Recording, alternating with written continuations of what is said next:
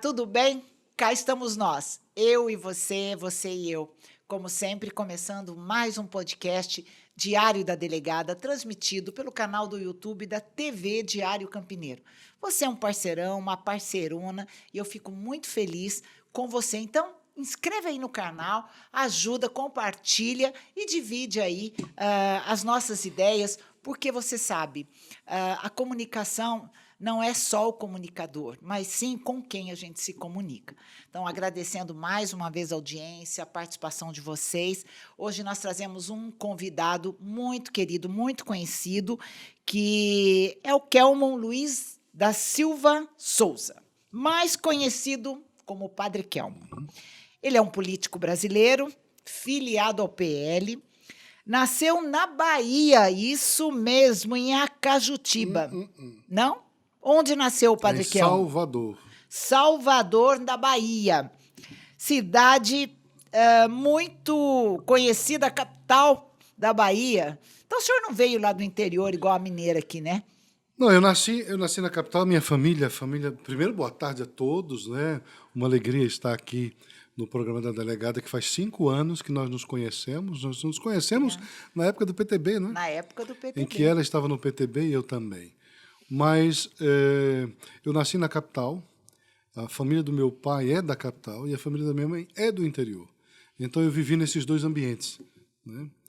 Mas eu faço questão de sempre dizer, olha, nasci em Salvador para fazer uma propaganda pela minha cidade. Com né? certeza, Salvador, cidade maravilhosa, né? Não é só o Rio, Claro, que é a claro, cidade claro. maravilhosa. Vamos falar Salvador, bem sim. da Bahia, né? Apesar de que está com problemas, né? Nossa Bahia, nossa Salvador está com problemas. Está com problemas, políticos. mas são passageiros. Esperamos. Se Deus quiser, nós temos que ter esperança. Esperamos. Então, desde que o senhor ingressou aí na política, eu o conheço na política, né, desde os tempos de PTB, mas o senhor não havia sido candidato. O senhor veio candidato à presidência no ano de 2022 e veio pelo PTB.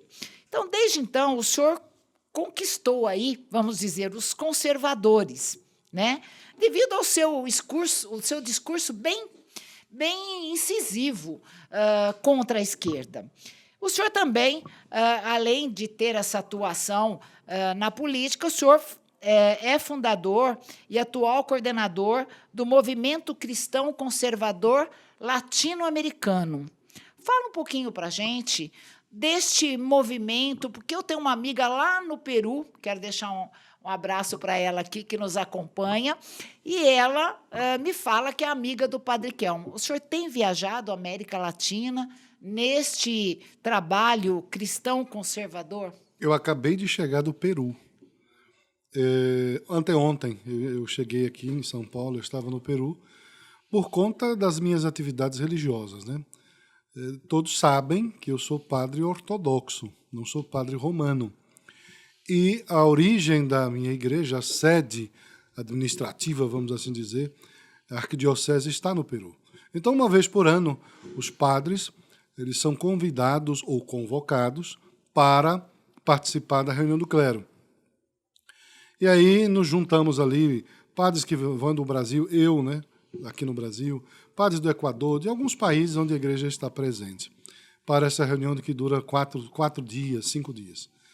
Então, durante essas atividades lá, de reunião de clero, nós também temos a oportunidade de visitar as comunidades do Peru, de fazer algum trabalho social, e nós fizemos agora uma distribuição de 30 toneladas de cebola para as comunidades mais pobres do Peru. É uma ação social realizada pela igreja local, lá no Peru, os ortodoxos locais. E aí a gente participa de tudo isso. E quanto às ações do movimento cristão conservador latino-americano que a senhora citou, não existe movimento cristão conservador latino-americano. Nós fizemos uma pequena reunião em São Paulo para criar esse movimento que não foi à frente.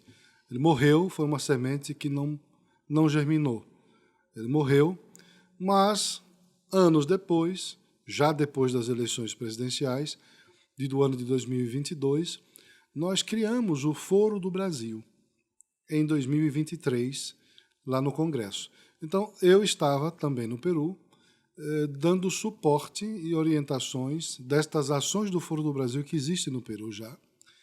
Em 2023 mesmo, nós levamos o Foro do Brasil para lá, 2024, e hoje nós temos uma ação política lá que nasceu, e nós chamamos de pastoral política na linguagem da igreja, mas na linguagem mais politizada, nós lá chamamos de Foro do Brasil como aqui.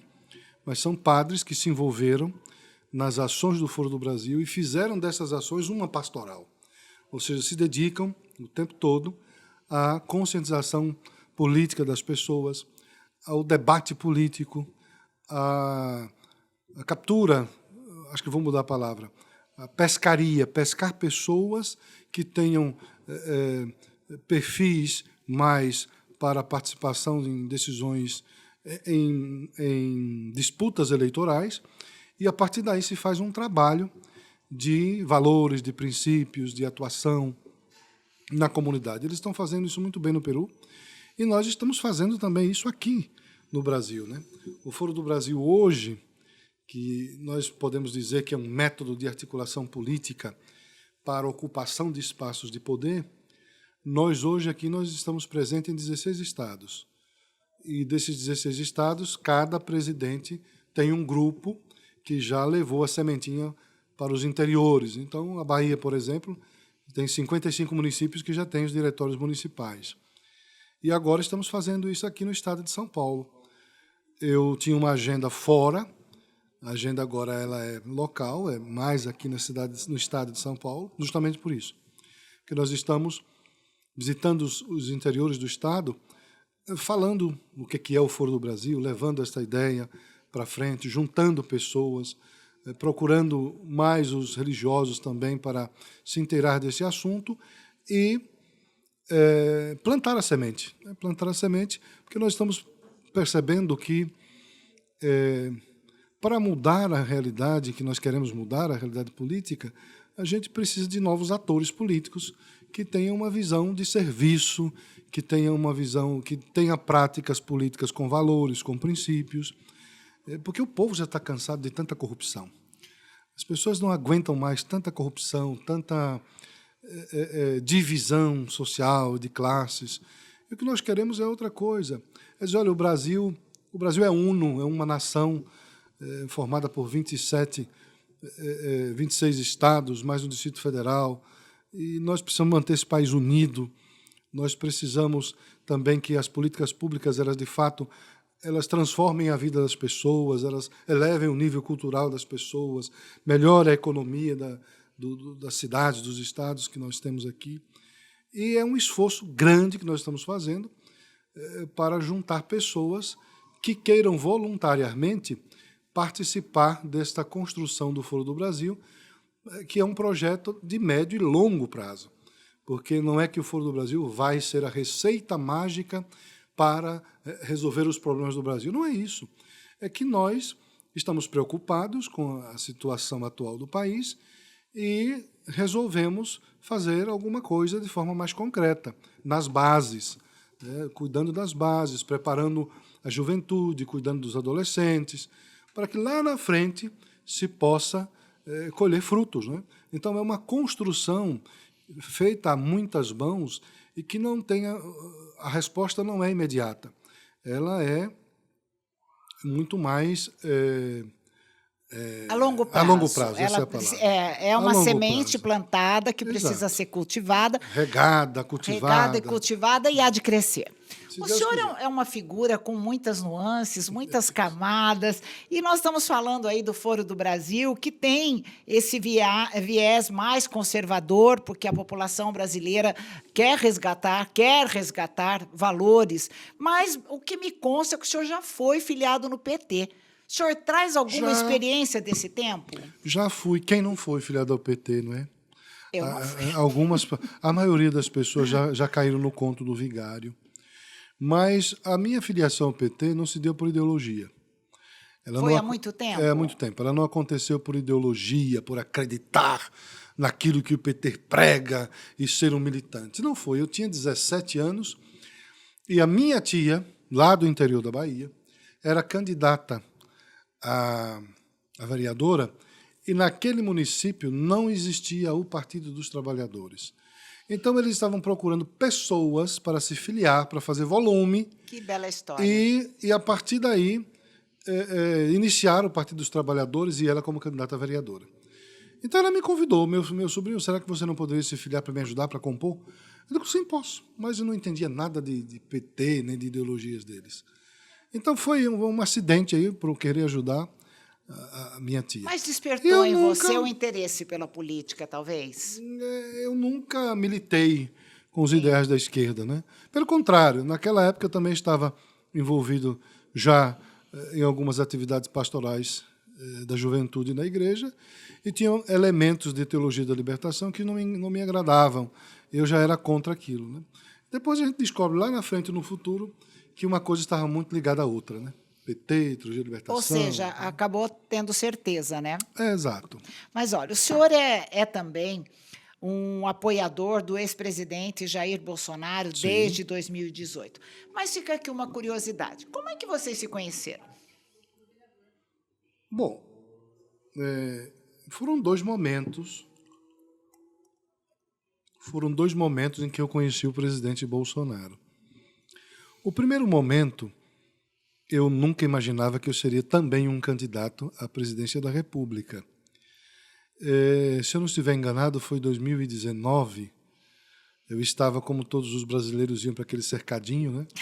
Então eu queria me aproximar, queria ver o presidente. Eu estava de batina, eu sempre andei assim, eu estava de batina no cercadinho com uns amigos. Havia uma manifestação em Brasília, que eu não me recordo o que era, e alguém nos disse, padre, vamos aproveitar e vamos lá no cercadinho, porque a gente consegue uma maior aproximação, proximidade com o presidente Bolsonaro. E aí, imediatamente, nós fomos. E ficamos esperando e não vinha. E, para nossa sorte, naquele dia o cercadinho estava vazio. Era eu e mais 8 pessoas. Então, para nós foi muito bom. E aí foi o primeiro encontro com o presidente Bolsonaro, né? Eu morava em Salvador, na Ilha de Maré, que é um bairro-ilha de Salvador, e nós tínhamos problemas na Ilha de Maré com relação ao desbarrancamento das encostas e as casas que estavam sendo engolidas pelas marés. E eu tinha passado por Brasília justamente para ver problemas, como solucionar problemas, como levar soluções para lá e tal. Conseguimos algumas coisas. E aproveitei para fazer essa visita e conhecer o presidente. E aí, naquele dia, ele para ali e começa a conversar com as pessoas que estavam lá, né? E me perguntou, e aí, padre, você é da onde? Eu disse, sou da Ilha de Maré. Né? Onde é a Ilha de Maré? Lá na Bahia, em Salvador, um bairro de Salvador, e trabalho lá com os quilombolas, né? Que era uma comunidade quilombola. Esse foi o primeiro encontro que nós tivemos.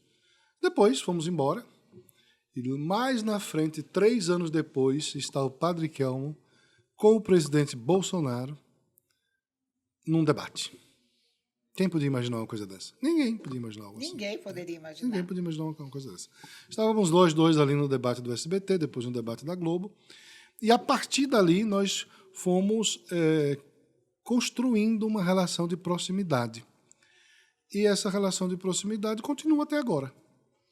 E aí o senhor, inclusive, hoje é filiado ao PL. Sim, no dia 14 de agosto de 2024, é recente, 1 ano e pouquinho.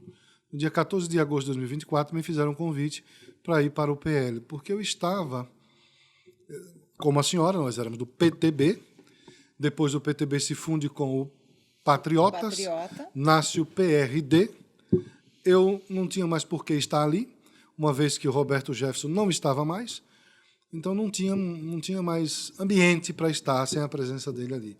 Eu me vi sem chão e resolvi me afastar, né? Só me afastei. Mas depois houve... Logo foi pescado. Pois é, mas depois houve essa aí, a pescaria, como a senhora falou, para o PRTB, do partido do Levi Fidelix, né? E por que fomos para lá? Porque o presidente, à época, nós tivemos uma reunião do PRTB, e seria as eleições municipais em São Paulo, no país inteiro. Então, nos apresentou como candidato a prefeito da cidade de São Paulo pelo PRTB. E O senhor chegou a disputar? não, veja, é uma longa história. Nós fomos convidados para o PRTB, fomos convidados, eu e o pastor Manuel, para disputar as eleições municipais pela cidade de São Paulo, pelo PRTB.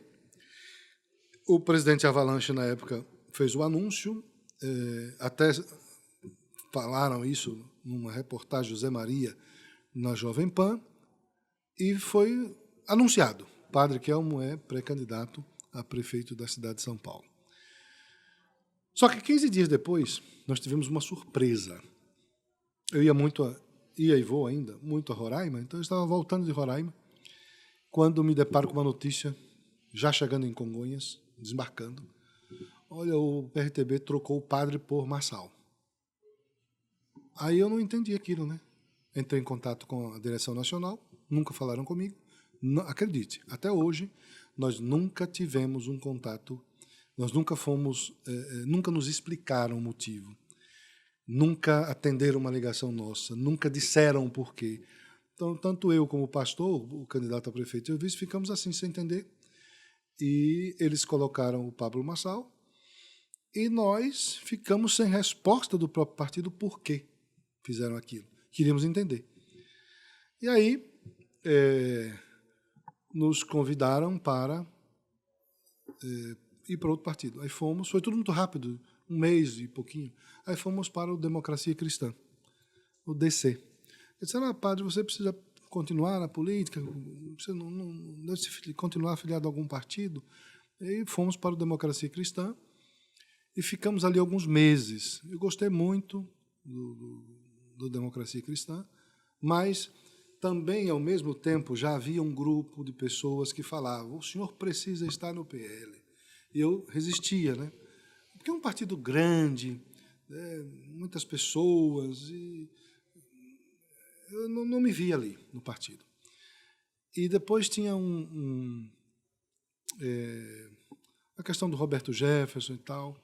Mas aí alguém sentou comigo, esse alguém chama-se Sóstenes Cavalcante, que é o líder do PL hoje, sentou comigo, teve uma conversa longa de horas e horas, e depois marcamos um outro momento, uma outra conversa. Foram algumas conversas, e uma dessas conversas ele me leva até o presidente Valdemar da Costa Neto, e nós tivemos uma conversa agradabilíssima, eu e o presidente Valdemar, e a partir dali, então, nós combinamos a filiação. E aí marcamos a filiação, e no dia 14 de setembro de 2024, eu me filiei lá na sede do PL em Brasília, que foi um momento bonito. Muitas pessoas do Foro do Brasil estavam presentes, da Bahia, de Recife, da Paraíba, de São Paulo, do Rio de Janeiro. Fizeram uma caravana.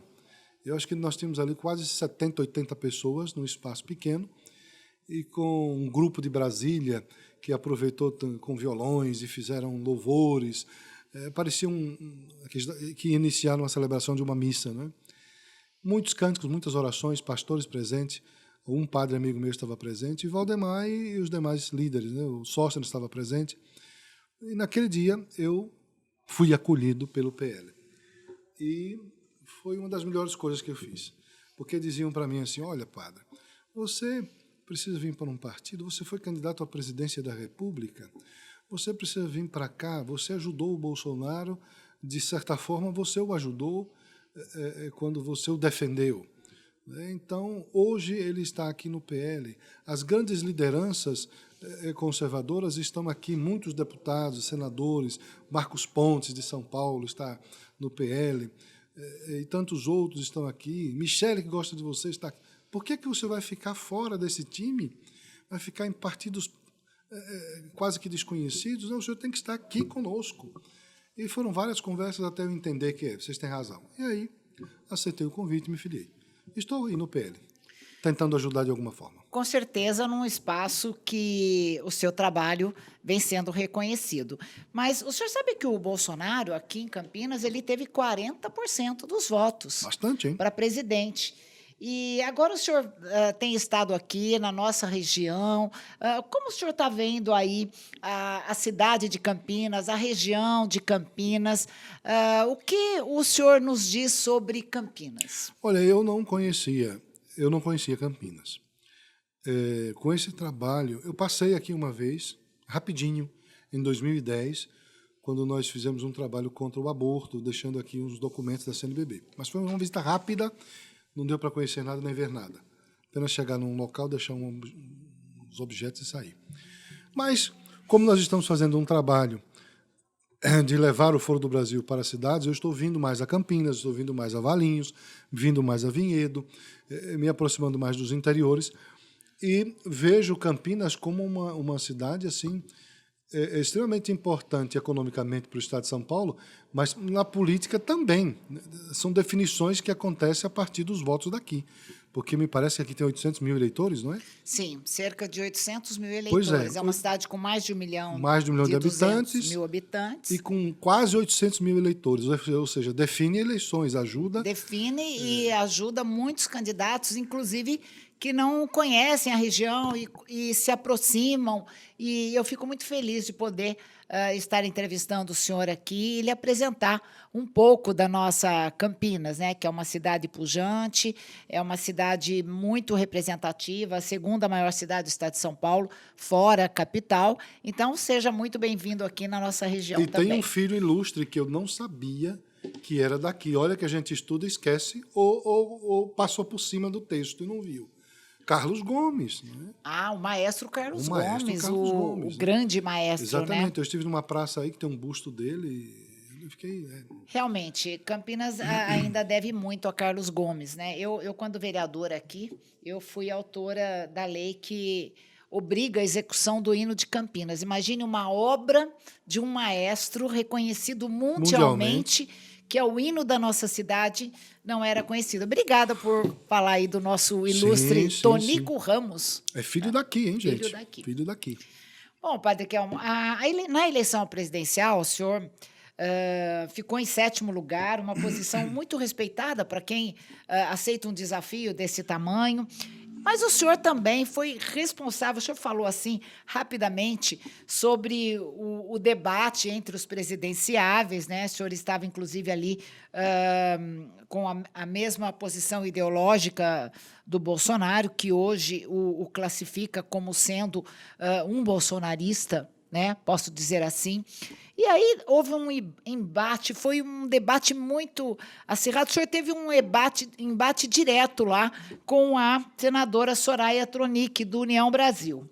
Além do enfrentamento com o Lula, né? O senhor realmente foi assim uma pessoa de muito destaque. Padre, o que foi aquilo e o que isso acrescentou na sua expertise na política, porque é um aprendizado, né? Eu fui candidata a prefeita e os debates me fizeram aprender muito, errar e acertar. O senhor viu como um acerto esses embates? Olha, primeiro eu me sinto muito honrado como brasileiro e sacerdote ter sido escolhido pelo partido para ser candidato à presidência da República, que acredito que a maioria, se não todos os políticos, no final desejam ser candidato à presidência da República. E como a senhora disse, o senhor já foi logo indo para ser candidato a presidente da República. Pois é, eu nunca fui vereador, nunca fui prefeito, nem deputado estadual, nem federal, nem senador, nem governador. Mas, de repente, sabe-se lá o porquê, o Roberto Jefferson, o nosso amigo que está em prisão domiciliar, debilitado, está em casa. Exatamente. Sem essa liberdade que todos nós não podemos perder, ele perdeu, mas o Roberto, o PTB Nacional, decide uma candidatura de um padre e um pastor e me convidam para ser candidato à presidência da República. Eu confesso para a senhora que naquele momento eu tomei um susto enorme, né? Eu imagino. Como assim candidato à presidência da República?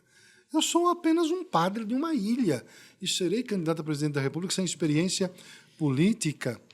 E eles disseram, não, é o senhor por esse motivo. Eu digo, tudo bem, o senhor não pode desistir por isso, tem que aceitar, tá bom. E aí, o interessante, ou desafiante, ou desafiador, é que durante todo, até se consolidar mesmo a chapa do padre e o pastor, que antes era Roberto e eu vice, isso passou-se os dias e nós ficamos apenas com 19 dias para a disputa eleitoral. Então nós disputamos em 19 dias, nós tivemos que viajar por muitos estados, participar de muitos eventos e ainda tivemos a oportunidade de participar dos 2 debates principais do SBT e da Globo, que foi quem projetou o padre Kelman, né? Então, eu me sinto honrado, agradecido por esta escolha do Roberto Jefferson, da presidência nacional do PTB naquela época. Isso me também permitiu enxergar um pouco mais o Brasil profundo.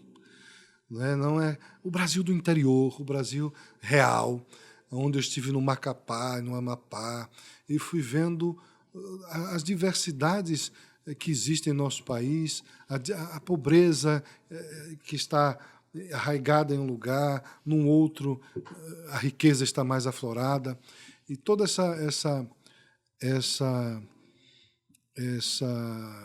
essas viagens me fizeram ver o quanto é importante que a política seja levada a sério, o quanto é importante que os políticos não apenas disputem uma eleição para fazer um carreirismo político ou, às vezes, enriquecer, né? Mas é importante usar da política para transformar a vida do povo, para transformar a vida do país, para melhorar as realidades, tantas realidades que eu vi, quase que inóspitas, de pessoas que vivem, meu Deus, à margem da sociedade e que as políticas públicas não chegam ali, que os políticos parece que não enxergam, ou se enxergam é só no período eleitoral pedindo voto, esperando apenas ser eleito e depois não retornam ali para, de fato, mudar a vida das pessoas. Então, isso me permitiu enxergar essas necessidades e ver que a política é algo sério, é algo bom, importante, porque você vai direcionar a vida das pessoas. Os deputados estaduais, os deputados federais, eles vão fazer leis e estas leis elas direcionarão a vida do cidadão, seja para o crescimento ou seja para ordem ou desordem, crescimento ou não. Então é importante que nós, eu vou me colocar como político agora, que nós políticos levemos a sério isso, porque a vida das pessoas está nas mãos do político. Então, os políticos têm que levar com responsabilidade todo este poderio que foi dado pelo povo. O povo outorgou você para representá-lo. Por que não cuidar do povo? De fato, com honestidade, com seriedade, querendo que as pessoas, de fato, atinjam níveis culturais mais elevados, níveis econômicos mais elevados, e não manter a miséria e a pobreza, né? Como muitos aí querem manter a miséria e a pobreza para que se mantenham estes no poder. Então, esta experiência breve de 19 dias de visitar os estados do país e de disputar uma eleição me fez enxergar essas coisas, me fez ver que a gente precisa, de fato, conscientizar as pessoas, o povo, para que o povo não fique à margem também da política, ou não enxergue a política como algo ruim. Como eu ouvi algumas pessoas nessas caminhadas dos 19 dias dizer assim: mas, padre, política é coisa do diabo, política é coisa ruim, de gente desonesta, de gente bandida, o que é que você está fazendo aí? Olha o raciocínio. Por que as pessoas, ou uma parte das pessoas, dizem isso? Porque alguns que foram para a política e que assumem os seus mandatos, eles desvalorizam ou desconfiguram a beleza do que é realmente a política. E por falar em política, antes que o nosso tempo se esgote, eu preciso te perguntar: quais são os planos agora para 2026? Olha, os planos são... eu não vou sair da política, porque não dá mais para sair. Sim, mas tem que crescer, tem que continuar. Então, eu fui convidado, não sei se posso já falar, mas eu fui convidado pelo PL para, nas eleições de 2026, participar dessas eleições, disputar as eleições em 2026 como um pré-candidato a deputado federal pelo estado de São Paulo, né? Então, em 2026, se tudo correr bem, o Padre Kelmo estará novamente aí disputando as eleições agora para a federal no estado de São Paulo. Bom, pelo visto, Brasília te espera, né, Padre Kelmo? Se Deus quiser. Mas eu não poderia encerrar aqui a nossa entrevista sem pedir que o senhor nos deixe aí uma mensagem de otimismo, principalmente para os seguidores aqui do Diário Campineiro. Olha, minha gente, diante do quadro, diante da atual conjuntura política que nós estamos vivendo, muitos poderiam desanimar e muitos poderiam dizer já não temos mais esperança. Eu digo a você que não. Nós somos uma nação formada por 84% de uma população que se declarou cristã, e a resposta é que os cristãos, todos nós cristãos, nos unamos cada vez mais, deixemos de lado as nossas diferenças doutrinárias, as nossas diferenças dogmáticas, para, nesse momento, cuidarmos da casa comum. E o que é esta casa comum? É onde a gente vive. O Brasil é a nossa casa comum. Aqui está o preto, o branco, o rico, o pobre, o estrangeiro que chega e adota essa casa como a sua casa. E nós precisamos cuidar dela. Se existem alguns brasileiros que hoje têm o poder e que estão degradando, destruindo tudo aquilo que em 4 anos foi construído, foi melhorado e que estava no caminho certo, não desanime por isso. Mas vamos resgatar isso. Mas vamos resgatar isso juntos, não é? Vamos oferecer o próprio nome. Você que tem bom caráter, que tem bom princípio, você pode ser uma das pessoas chamadas a esse resgate. Não fique longe da política, mas queira participar dela. Que se ofereça para que nós possamos juntos resgatar aquilo que é de coletivo, aquilo que é de todos, que é o próprio país. Nós estamos vendo corrupção, nós estamos vendo tantas coisas que desagradam e que diminuem a beleza e a pujança desse país, mas você, eu e tantos outros brasileiros que querem o bem dessa nação, que fazem a sua parte, que se esforça, nós precisamos desta união de todos nós, para que assim possamos preparar-nos e preparar também outros para as disputas eleitorais de 2026. E em 2026, eleger pessoas que amem o Brasil, que queiram e que pensem na coletividade e não no seu próprio umbigo e não em si mesmo. Nós temos que pensar no todo, no coletivo e fazer a diferença. Faça a sua parte, não se desanime, não baixe a cabeça, mas o Brasil tem jeito, nós não vamos desistir do Brasil, nós não podemos desistir do Brasil, porque se desistirmos do Brasil, o que vamos fazer? Para onde iremos? Então, depende de você, eleitor e cidadão, depende de todos nós, a mudança que nós estamos buscando para essa nação. Olha aí, gente, um chamado, né? A mensagem final do nosso entrevistado de hoje é um chamado para a responsabilidade. Sim, você, eleitor, é responsável por aqueles que você coloca no poder. Muito obrigada pela participação do Padre Kelmo aqui. Seja sempre bem-vindo, espero que retorne. E quero agradecer a você pela audiência, por estar sempre junto comigo, porque eu estou sempre junto com você. Obrigada, gente. Posso? Pode, por favor. Mas eu ainda quero aproveitar aqui a audiência do programa da delegada para lhe fazer um convite.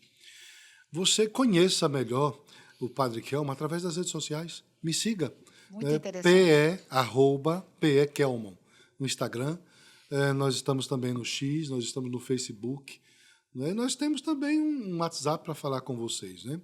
Então, vamos conversar, vamos dialogar e venha conhecer de perto o Padre Kelmo. Deus abençoe. Tchau, gente. Obrigada.